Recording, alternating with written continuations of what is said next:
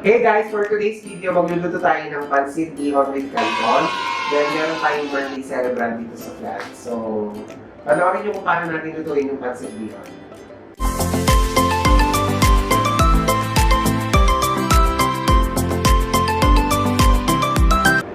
So, ito yung mga ingredients ng ating mga lulutuin. Meron tayo ditong kikiam, squid ball, cabbage, shredded chicken, may buto-buto pa, diba? Carrots, Baguio beans, onion, garlic, tsaka yung ating Knorr chicken cubes. Nandito rin yung ito yung gagamitin nating bihon, guys. At ito yung canton. Nandito pa yung ibang mga ingredients. Meron tayo ditong toyo, oyster sauce, patis, at syempre yung pampalasang paminta. So, start na tayo magluto, guys. So, una lalagyan natin yung oil sa pan.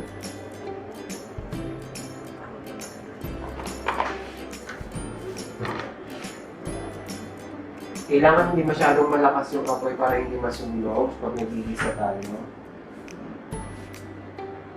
So, unahin natin igisa yung sibuyas.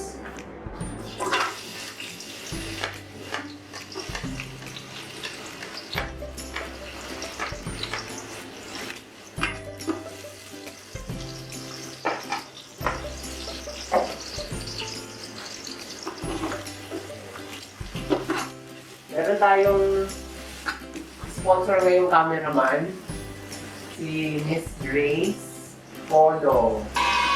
Ayan. Ito yung ating ng video. Ito pang malakasan yung lutuin natin ngayon. So pagkagisa ng sibuyas, isunod natin lagay yung bawang.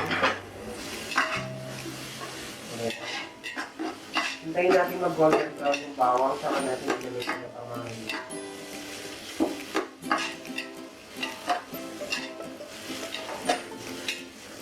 Pag medyo brown na yung bawang, pwede na natin isunod yung shredded chicken. Maganda sa kasama yung ito para mas malasa siya.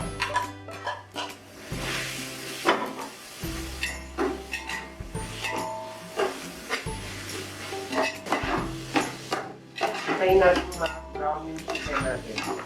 Bago natin ilagay yung mga ay, nasa headband.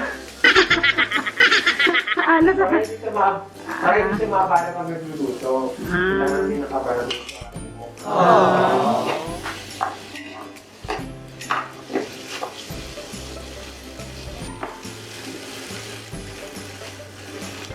Pwede na natin ilagay yung squid ball. Kailangan maliliit lang yung hiwa para maging sarap ng luto.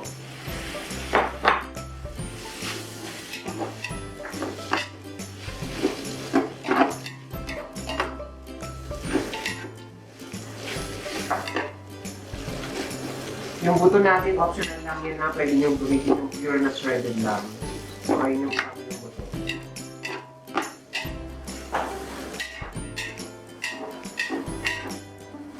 So, pagkagita natin yung squid ball, pwede na natin isunod yung kikiam.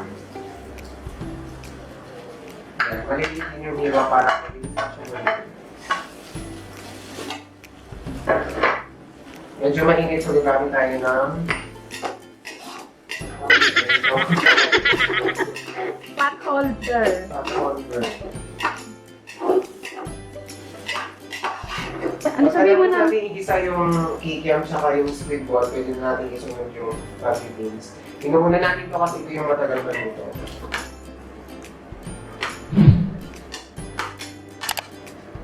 Ang gwapo niyo sa kamera mo. Ang daya. Ang kinis-kinis. Tapos mga puti. Ayan.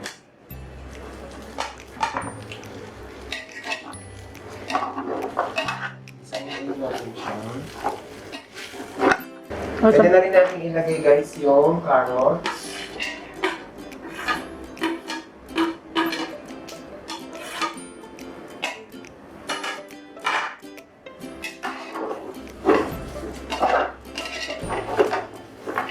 So, maglagay tayo ng konting water guys para ma-absorb yung gulay, para mas maluto siya ng konti. Konti lang, para lang maluto yung gulay.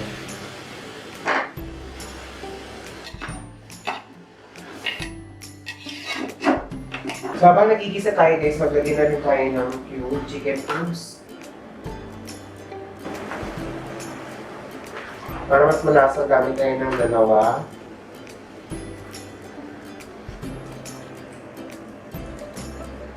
Yan. Ito natin siya ulit.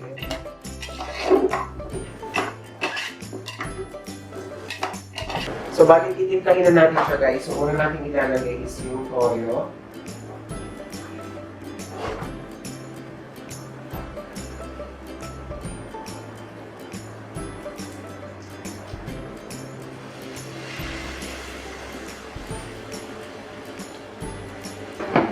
Para mas masarap, lagyan din natin siya ng oyster sauce. Guys. Haluin natin bago natin ilagay yung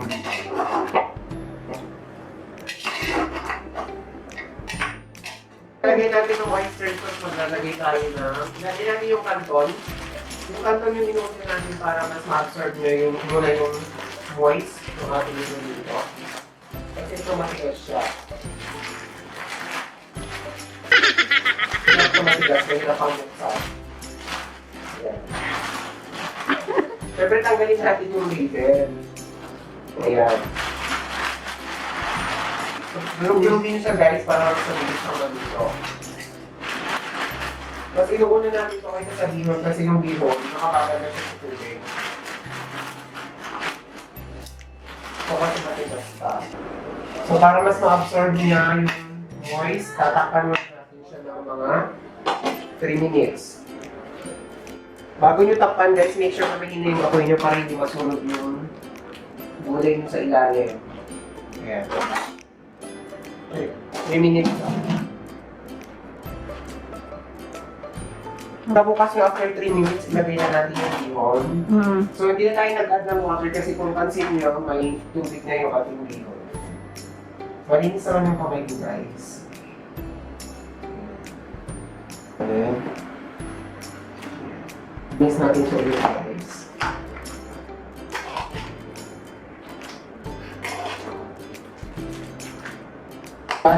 Babalik na rin lang natin. Yung mga nasa ilalim, yun yung dali natin sa taas. Para yung mga nasa ibabaw, yun yung maluto.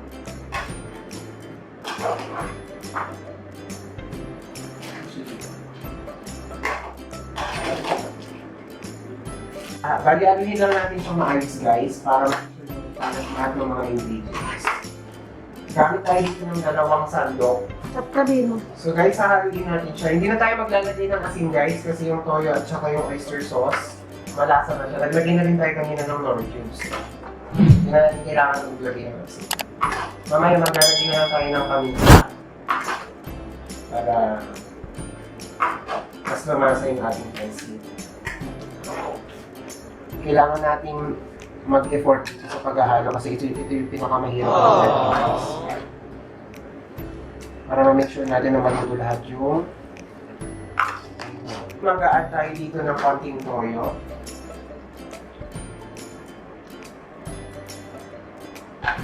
Tsaka konting oyster sauce para mas mamasa pa yung ating bihon.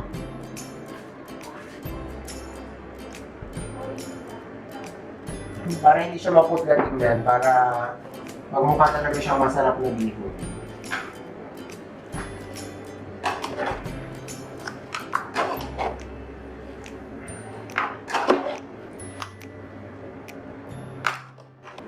At this point guys, pwede na tayo maglagay ng black pepper. At this point, pwede na tayo maglagay ng black pepper. Kailangan marami para mas malasa siya guys. Bali pag hinahalo natin siya guys, dahan-dahan na para hindi tumilapon.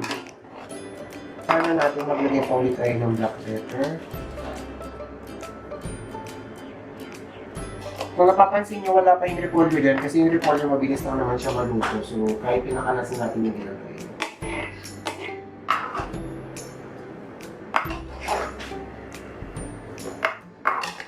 this time guys, pwede na natin ilagay yung repolyo. Pagkalagay natin yung repolyo, tatakpan muna natin siya ng mga 3 minutes para maluto yung gulay, tsaka natin siya haluin. Ayan. Mabilis lang naman maluto yung repolyo, kaya pinakalas namin siya nilagay. So ayan, malapit na maluto yung ating pancit bihon. Tatakpan natin siya ng mga 3 minutes. So after 3 minutes guys, haluin na natin yung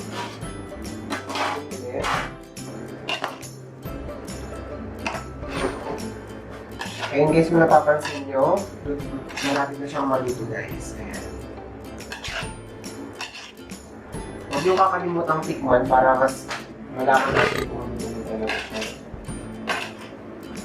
Tama na ba yung mga nilagay natin mga pangkalasa sa aming pancit. So yun guys, luto na yung ating canton. Bali, tatapan lang muna natin siya ng mga 3 minutes, tapos pwede na natin itong i-serve. So gano'n lang kasi ito yung pagluluto ng pancit bihon with canton guys. Kailangan lang masikap pa sa pag-halo kasi sobrang laki nito, di ba? Lalaki talaga yung muscle. Mabuti na lang may camera naman tayo ngayon, si Grace Polo. I-follow niyo siya guys, may YouTube channel siya. Gracia OFW of Qatar. Search niyo yun. Kung gusto niyo malaman, i-link ko dun sa link ko sa baba para i-click niyo guys para makita niyo yung kanyang mga vlog. Magpa-vlog din siya mamaya guys para sa birthday party. Kung gusto niyo mapanood, bisitahin niyo lang siya. Huwag niyo na rin kalimutan i-subscribe yung channel niya guys. Ngayon lang. So kung gusto niyo pang makapanood ng mga ganitong lutuin, visit niyo lang ang Emerzon Recipe Vlogs at ang Lasang Kabayan sa Facebook channel. Ayun lang guys, thank you so much for watching. Hope you guys enjoyed this video. See you guys on my next video. Bye!